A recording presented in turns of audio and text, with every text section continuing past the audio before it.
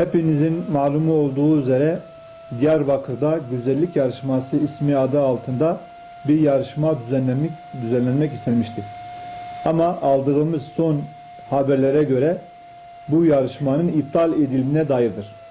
Bu konuda STK'ların göstermiş olduğu duyarlılıktan, mülki amirlerimizin ve tüm Diyarbakırlı vatandaşlarımızın göstermiş olduğu bu hassasiyetten dolayı Saadet Partisi adına hepsine teşekkür ediyoruz. Sahabeler ve Nebiler diyarı olan Diyarbakır'ımızda böyle bir olaya meydan verilmeyişi gerçekten takdire şayan bir harekettir. Bundan dolayı tekrar ilgilenen ve bu olaya engel olmaya çalışan herkese teşekkürlerimizi sunuyoruz.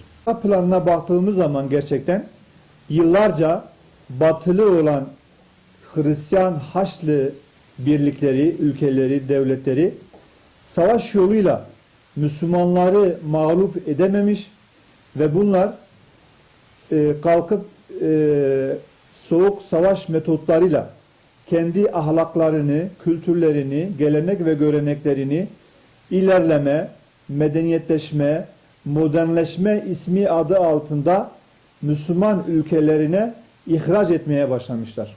Ve bunlar kendi işbirlikçileri olan, ismi Ahmet olan, Mehmet olan, Mustafa olan kişiler üzerinden kendi sistemlerini, ticaret kanunlarını, hukuk kanunlarını ve her türlü rejimlerini Müslüman ülkelere ihraç ederek maalesef yıllar sonra İslam'dan uzaklaştırılmış, milli ve manevi değerlerinden uzaklaştırılmış olan bir nesil bize bıraktılar.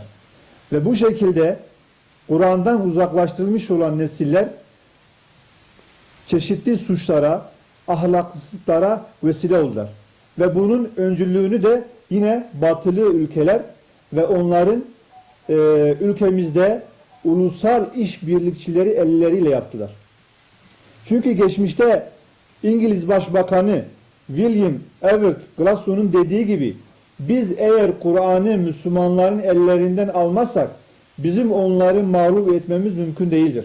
Öyleyse bu Kur'an'ı ellerinden almamız gerekir diye plan ve büyük bir oyun peşinde olmuşlardır.